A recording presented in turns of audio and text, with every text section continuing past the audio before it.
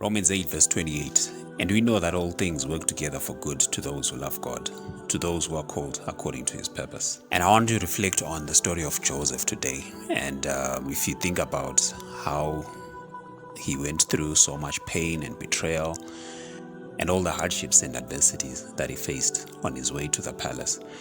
Because we all start off in life, we have so many dreams, we have things that we believe God has promised us. We know that we're destined for greatness, but somewhere along the way, things always don't work out the way we expect them to. I can imagine at 17 years old, or was it 13? No, he was 17 years old. He told his dreams to his brothers, to his father, of one day becoming this great ruler, and he never expected or anticipated the things that were going to happen along the way. And I think sometimes we experience that in life. We face so many situations, we encounter so many curveballs that we didn't even expect in the first place. And then we start wondering whether God is really in this or not. And so let's look at betrayal. And he tells his dream to his brothers that they are going to worship, that they are going to bow at his feet and not necessarily worship him, but that he was going to rule over them, and that he was going to one day be something massive. And you can imagine what was going through his brothers' minds and emotions, thinking, what's this young kid talking about? And it created those feelings of resentment and envy and hatred, to the point that they ended up just deciding, hey, let's sell this guy and we don't care what happens to him. And I think what also didn't help was that the father as well favored him more than he favored everyone else. So it was somewhat, in many ways, quite a mess. And I think you can relate. You've got people in your life, whether it's close friends, whether it's family members, whom you think, these guys have got my back. But often, some of those people are the ones that hurt us the most. And we ask ourselves, but why, God? Why would you allow such things to happen? And then he's thrown into the pit, sold to slave buyers, and they're gone. He's taken to Egypt, where he's away from his family, he's away from familiar faces, he's in a place where he knows no one. And you can imagine what must have been going through his mind as a young kid, at that age, 17 years old, and he's afraid, I'm sure. But then God was with him all the time, and he gets there. He finds some favor with Potiphar. He's hired as his servant in his household, and seems like things are a lot better from what he had been going through. He was put over the entire household of Potiphar. And we have those glimmers of hope sometimes along the way, where we think things are getting better, things are now taking shape. But then another curveball was thrown to him.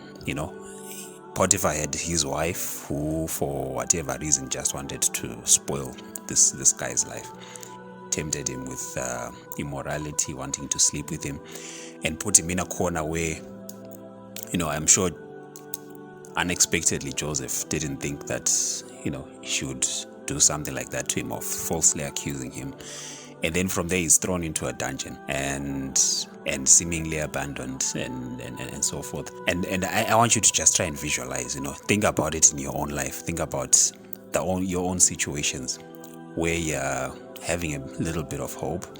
It's like you've moved 2 steps forward, and the next thing you're just going another 5 steps backwards. And you're just asking yourself, but why? Why are such things happening? What have I done to deserve this? What have I done to warrant this kind of life? This is not what I signed up for. First of all, I didn't do anything wrong to my brothers. They're the ones who put me in this situation. Now I have to suffer this and so forth. We have all those doubts and questions. But nonetheless, God showed him favor in that dungeon. He was put in charge of all the affairs of the other prisoners that were in there. And this is because God was with him all the time.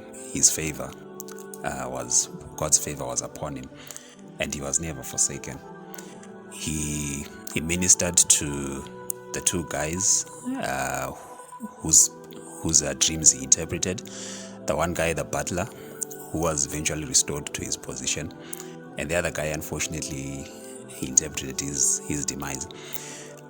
But what then happened after 2 years of being forgotten, and I think by this point, he's in a dungeon. He sees like there's totally no way out of my situation right now, and God remembers him in a crisis situation where the butler then finally remembers, oh, there was this guy who once interpreted my dreams, and he takes him to Pharaoh and to interpret Pharaoh's dreams. And then, because he had the revelation of what needed to be done, he was elevated like almost instantly from being a pauper to second in command over the entire land of Egypt. And it's pretty amazing.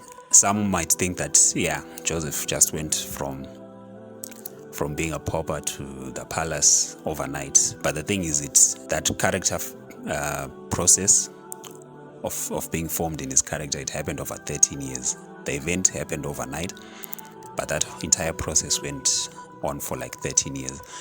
And that's what you often experience in your life as well. Don't ever think that God has abandoned you. And yes, I know it can feel like that sometimes, but never think that God has abandoned you. What's most important is staying plugged into his word. Keep praying, keep seeking him, and you'll certainly never go wrong. Some things we really can't explain, but all we know is that God. That's why I'm sure his word says that his ways are higher than our ways and his thoughts are higher than our thoughts. So in everything that you're doing, whatever it is that God has promised you, if it's getting that degree, if it's getting that job, if it's building that business, if it's getting married, whatever the case might be that you believe God has promised you, hold on to that promise, hold on to that dream, because all things work together for the good of those that love him. Whether the enemy tries to do things that cause you harm, God will always use it for your good. He never wastes any experience. So be encouraged today. Pursue God and believe that he loves you and that he'll never leave you nor forsake you. God bless you.